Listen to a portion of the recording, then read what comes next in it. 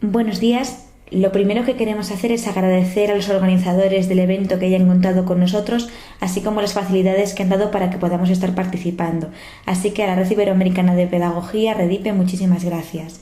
Este trabajo se va a presentar en el Seminario Internacional de Educación y Pedagogía, Educar en Contexto y Contextos de la Educación, que se celebra en Santiago de Cali los días 6 y 7 de noviembre de 2015. El mismo se titula Innovación docente, las revistas científicas y el saber concreto, la conexión de la instrucción femenina en la España del XIX con el sistema universitario de principios del siglo XXI. Está realizado por Ana María Velasco Molpeceres, que es investigadora en la Universidad de Valladolid, España, y es miembro del proyecto de innovación docente sobre género, coordinado por la doctora Virginia Martín Jiménez y coordinadora junto a Icía Regrosán de un proyecto de innovación docente sobre la enseñanza de la historia contemporánea. Este trabajo está basado en la innovación docente, puesto que creemos que la instrucción pública es un pilar fundamental en la sociedad actual, en la sociedad desarrollada y en el mundo del progreso en el que nosotros caminamos. El concepto de instrucción pública, de innovación docente incluso, se puede rastrear hasta el siglo XVIII, en concreto al movimiento de la Ilustración. Kant, definiendo la Ilustración en 1784, decía que significa el movimiento del hombre al salir de una puerilidad mental de la que él mismo es culpable. Puerilidad es la incapacidad de usar la propia persona sin la guía de otra persona. Esta puerilidad es culpable cuando su causa no es la falta de inteligencia, sino la falta de decisión o de valor para pensar sin ayuda ajena. Sapere aude, ten valor de servirte de tu propio entendimiento. He aquí la divisa de la Ilustración. Entendemos entonces, a través de las palabras de Kant, que la Ilustración, este movimiento de la Francia del siglo XVIII especialmente, pero que también se dio en Inglaterra, sobre todo, aparte de en otros países de Europa, incluso contando entre ellos la propia España, entendemos que es un movimiento, una aspiración de llevar las luces de la razón al pueblo. Es verdad que fue un movimiento sobre todo elitista, que partió de las élites más ilustradas, bien intencionadas, para educar a las clases más bajas, a las clases medias, a toda la sociedad. Sin embargo, pese a sus limitaciones, el sistema de sociedad actual que nosotros entendemos y de educación pública está hondamente arraigado aquí. El modelo de educación que se promovió vinculado a la Ilustración en el siglo XVIII, al absolutismo borbónico, al reformismo, al despotismo ilustrado, estaba muy imbricado en un modelo de saber, en un modelo de cultura que bebía de la enciclopedia. La enciclopedia se tituló la Encyclopédie Dictionnaire raisonné des sciences, des arts et des métiers y empezó a editarse en 1751, acabando en 1772. Buscaba compendiar todos los saberes que había hasta el momento, ordenar el conocimiento humano. La primera imagen es la de la portada de la enciclopedia en 1751, cuando aparecieron los primeros ejemplares, los primeros volúmenes, y la segunda imagen es un sistema en el que ellos pretendían agrupar el conocimiento humano tal y como se puede leer, y ellos lo agrupaban a través de tres ramas principales que eran la memoria, la razón y la imaginación. Este deseo de saber, en concreto, situar los diferentes saberes, de saber encontrar las materias científicas, está muy vinculado al método científico. La inclusión del método científico es una base de nuestra cultura educacional, del sistema educativo, del sistema universitario, de la pedagogía en líneas generales.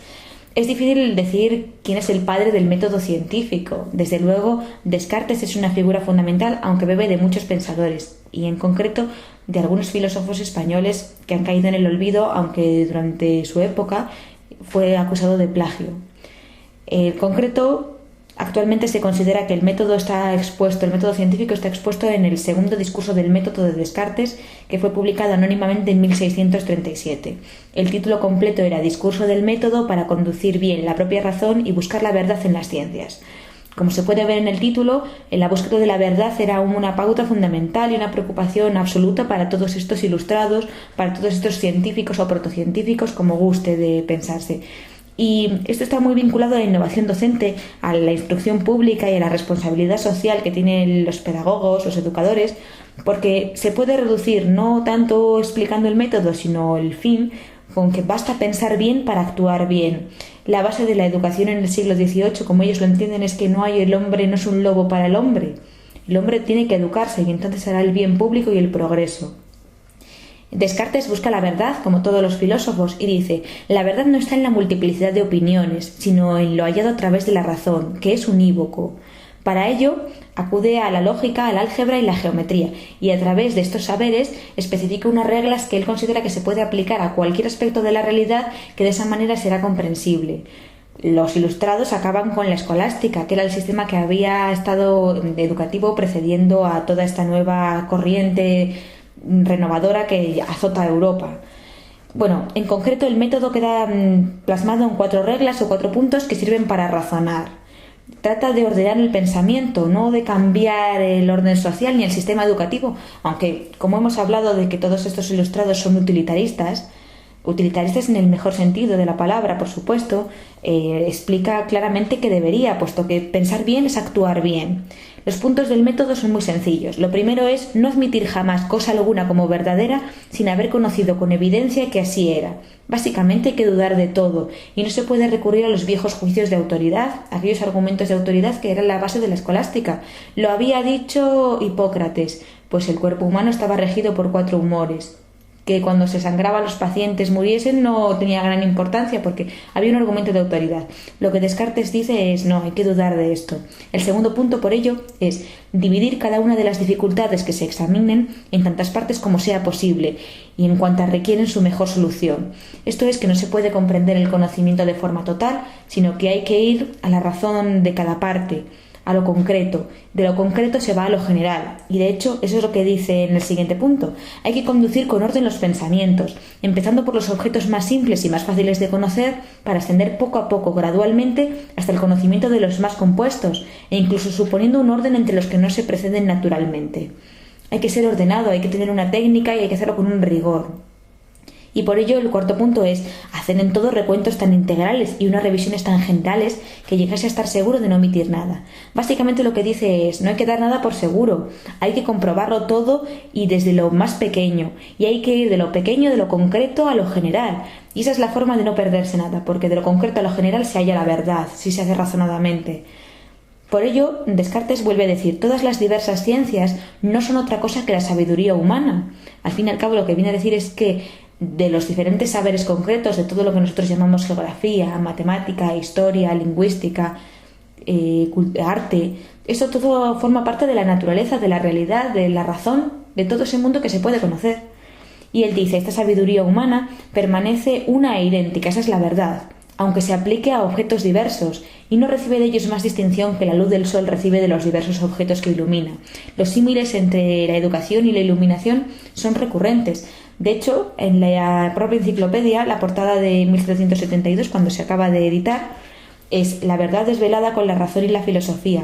La verdad es esa mujer, está acompañada de la razón y de la filosofía como personificaciones, y está bañada por la luz de la razón. Sin embargo, es cierto, y esto hay que decirlo, Goya lo vio muy claramente en sus grabados, que el sueño de la razón produce monstruos. La Francia del siglo XVIII acaba con la Revolución Francesa. El absolutismo acaba con las revoluciones liberales. Y hay un pensador, un alemán, que es Reinhard Koselleck, que en su libro Historia habla sobre la historia y la historiografía, sobre la multiplicidad de relatos que habían acontecido antes del siglo XVIII y la creación de un discurso histórico-político que está enmarcado con la educación de los jóvenes y que habla sobre el valor de la instrucción pública en la parte de la responsabilidad social, que es fundamental. Su trabajo se inscribe en la historia de los conceptos y de los supuestos culturales y de las definiciones de los distintos elementos. Y viene a decir que el signo de la modernidad es la crisis continua. Y es cierto, porque la razón de los ilustrados era la mejora de la sociedad, pero esos valores tan maravillosos de la Revolución Francesa de igualdad, fraternidad y libertad acaban con la guillotina, acaban guillotinando y pasando por sangre, acaban con muchísimo sufrimiento. Suponen también al mismo tiempo la llegada de un capitalismo salvaje, que si bien parte del liberalismo y de la idea de que un pequeño egoísmo acaba con el bien de todos, es la base del progreso social, el bien individual lleva al bien social, bueno, no siempre acaba así. Tanto las revoluciones liberales como las revoluciones económicas afectan, por supuesto, a la sociedad. Y eso es lo fundamental de la educación, el papel que tiene en la sociedad. Por eso es tan importante cómo se educa. Y hay un aspecto fundamental en este siglo XIX que se está alumbrando aquí en las revoluciones liberales, en 1776 en Estados Unidos, en 1789 en Francia, en las sucesivas revoluciones liberales que van a venir en el siglo XIX, que es el auge de la técnica. El auge de la técnica lleva a mejorar el saber, lleva a mejorar el progreso, lleva a mejorar la capacidad del ser humano para llegar a aspectos que antes no había podido comprobar.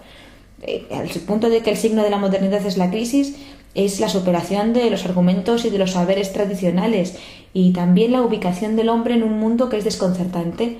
Es desconcertante porque lo que había antes queda desprestigiado, queda superado, y lo que está por venir no se puede saber. Y además se va viendo que el saber cada vez va quedando más obsoleto, que no va a ser estable, que el mundo que va a venir es rápido, cambiante, sucesivo y fulgurante, y también va a ser horrible. El siglo XX va a ser corto y cruel. Aquí, por ejemplo, tenemos los modelos geocéntricos en los que se pensaba que la Tierra era el centro del universo, que luego, por supuesto, quedaron obsoletos al comprobarse que la Tierra era parte del sistema solar y que giraba alrededor del Sol. Pero eso mismo pasó con las posiciones sobre el hombre que se tenían. Por ejemplo, aquí vemos un cuadro de Alberto Durero sobre los 4 evangelistas, en los que tenemos al retrato de la melancolía, que se atribuía antiguamente los humores de Hipócrates, la bilis negra, se atribuía a la personalidad melancólica y se creía que eso era la genialidad. En el siglo XIX y en el siglo XX se van a hacer avances en la biología que van a investigar en la genética. Va a estar Darwin con el origen de las especies, Lamarck, también Mendel, y al final va a llegar Severo Ochoa, va a ganar un Nobel, va a descubrir cómo funciona el ADN, y vamos a asistir a la contemplación de que todos partimos de una genética y de una biología que nos condiciona, y que el mundo no era el creacionista planteado en el siglo XIX o en la Edad Media. Pero también aparece la imprenta, y la imprenta supone un desarrollo, porque toda esta crisis continua también es profundamente fructífera. A mí me recuerda un poco al monólogo que aparece en El tercer hombre de Orson Welles, que por supuesto está completamente mediatizado, pero que dice: Suiza en unos años de 500 años de paz construyó el reloj de Cuco, y los italianos en 30 años de guerra bajo los Medici pues tuvieron a Miguel Ángel y tuvieron a Leonardo. Y luego Orson Welles siempre decía que la gente le escribía cartas y decía que los suizos ni siquiera habían inventado el reloj de Cuco. Bueno, lo que pasa aquí es un poco parecido. Es un siglo de mucha crisis, es un siglo en el que hay una gran inestabilidad, en el que el hombre no sabe bien qué es lo que se le sobreviene, en el que no hay certezas del pasado y en el que tampoco hay seguridad sobre el futuro. Se tiene mucha confianza en el progreso, en el valor de la técnica, y sin embargo va a ser un siglo horrible, con un montón de muertes, con un montón de asesinatos, muy convulso. La imprenta de Gutenberg, que difundirá el saber, va a acabar dinamitada con los ordenadores. Ahí tenemos a Steve Jobs cuando murió. Y el problema que se va a plantear es el conocimiento en la sociedad moderna. ¿Qué puedo conocer? ¿Qué conozco? Que eran unas preguntas que por supuesto se vienen haciendo desde la historia de la humanidad, pero que ahora se enfrentan a todas las posibilidades que da la tecnología.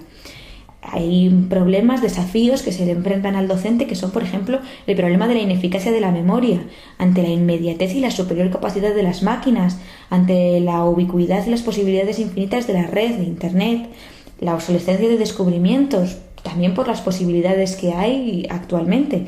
Y esto encaja en la innovación educativa, en las preocupaciones sobre las tecnologías de la información y de la comunicación, y también en la responsabilidad social. Decíamos antes que educar es llevar las luces de la razón, y en el siglo XX se empieza a reflexionar también sobre el modelo de pedagogía y sobre qué está pasando con la propia ciencia, igual que se había reflexionado anteriormente, pero de un modo distinto. Se enuncian algunas leyes, en concreto la de 1934 de Bradford, que es la ley de dispersión de las publicaciones científicas, que dice que un pequeño número de títulos de revistas suma el porcentaje mayoritario de bibliografía de una determinada materia. Es decir, hay muy pocas cabeceras prestigiosas. Por otro lado, en 1926 ya se había enunciado una ley titulada Inversa de la productividad científica, también conocida como regla del 80-20, que explicaba que muy pocos autores producen la mayor parte del contenido científico. Es decir, el 20% de los científicos producen el 80% del contenido. Y esto se complementó en 1956 con la ley de crecimiento exponencial del conocimiento científico de Price, que dice que evidentemente el conocimiento científico cada vez tiene menos validez en el tiempo, cada vez dura menos. Bueno, evidentemente se puede concluir algunas cosas, y es que la producción científica tiene cada vez más producción de contenidos. Al mismo tiempo, por ello es evidente que tiene menor impacto esa información. Está condicionado por la necesidad de un liderazgo de unos investigadores de prestigio reconocido, que son muy citados y muy leídos, mientras que otros estudios que pueden ser igualmente valiosos o incluso más valiosos quedan obsoletos o quedan desconocidos para el gran público, incluso partiendo de la base de que la ciencia es elitista. Y al mismo tiempo se ve que la actualización es constante y necesaria. Si siempre había que haber estado muy a la última en el saber, porque no se trataba de descubrir el Mediterráneo constantemente. Bueno, en el siglo XX esto es prácticamente una maldición. La actualización es infinita, no se puede estar sabiéndolo todo. ¿En qué momento comienza la ciencia moderna tal y como la entendemos? Bueno, pues algunos expertos dicen que empieza en torno a 1945 con la Segunda Guerra Mundial, con el proyecto Manhattan, que fue el que se hizo para construir la bomba atómica. Bueno, antes la ciencia, igual que el arte, siempre le poníamos unos nombres muy concretos: Leonardo da Vinci, Hume, Newton, Descartes. A partir del siglo XX los proyectos científicos van a estar llevados por una comunidad. No hay un liderazgo de una persona. De hecho, la bomba atómica no se puede atribuir a una sola persona en concreto. Participó muchísima gente en ella, y muchísima gente que ni siquiera sabía que estaba participando en la confección de la bomba atómica. Bueno, esta situación plantea la necesidad de estudiar y de trabajar en la innovación educativa, y esta es una circunstancia muy propicia para ello, puesto que el evento trata sobre esto precisamente, sobre cómo mejorar la educación y cómo contextualizarla en nuestro mundo. Aquí tenemos una imagen de una figura romana recibiendo una clase, y abajo unos niños en un colegio que puede ser perfectamente actual en cualquiera de nuestros países, asistiendo a clase con unos ordenadores portátiles. La diferencia realmente entre ellos, el salto es inmenso y al mismo tiempo es muy pequeño, porque la función del profesorado siempre es la misma, es la de ser guía de la sociedad, es la de educar, mejorar y dar aliento a las diferentes personas que van pasando por las manos de un profesor, y por eso la labor de los pedagogos es tan importante. Por ello se establece una continuidad de las preocupaciones del docente entre lo que podía pasar en la antigua Roma y lo que puede pasar hoy. Esta situación de inestabilidad del conocimiento y de obsolescencia hace que hoy en día las revistas científicas sean sobre los libros, sobre el argumento de autoridad, sobre la clase magistral, sean el método con más repercusión de la actual producción científica y el más valorado por las agencias de calificación. Pero claro, no hay ningún sistema perfecto y esta realidad plantea problemas. Uno en concreto es la fragmentación de la información y también su especificidad. Al tratar las revistas científicas un artículo en muy pocas palabras, 7.000 palabras, a veces 20 páginas, 25 páginas, la necesidad de tratar temas concretos es mucho más explícita. Ya no se puede dedicar un libro a tratar una guerra o a tratar un cambio social, se trata en lo local, en un caso concreto. Y claro, surge una pregunta: ¿cómo enseñar y qué enseñar? Aparte de otras preguntas más filosóficas, como qué papel juegan los avances técnicos, si es mejor dar un panorama como el que se intentaba dar con la enciclopedia en el siglo XVIII, o crear técnicos muy específicos que saben de un tema mucho de un tema en concreto. Bueno, esto lleva también a la reflexión sobre qué necesitamos educar para el futuro. ¿Necesitamos crear expertos o hábiles pensadores laterales? El pensamiento lateral es un modelo de pensamiento que no tiene nada que ver con el pensamiento lógico ni con el pensamiento racional, que está en otro. Se trata de dar soluciones originales a los problemas que se planteen, y probablemente este sea el futuro de la educación, no solamente por la especificidad de las revistas científicas frente a ese deseo de dar una cultura general, de dar un marco que anteriormente presidía a los estudiantes, sino también porque vivimos en un mundo tan en crisis, tan frágil, en el que el futuro nos es tan desconocido que no podemos enseñar para vivir en el futuro, sino simplemente tenemos que dar unas herramientas para que estas personas, como decía Steve Jobs, puedan ser agentes del cambio, de ese cambio que todos vamos a padecer o a disfrutar.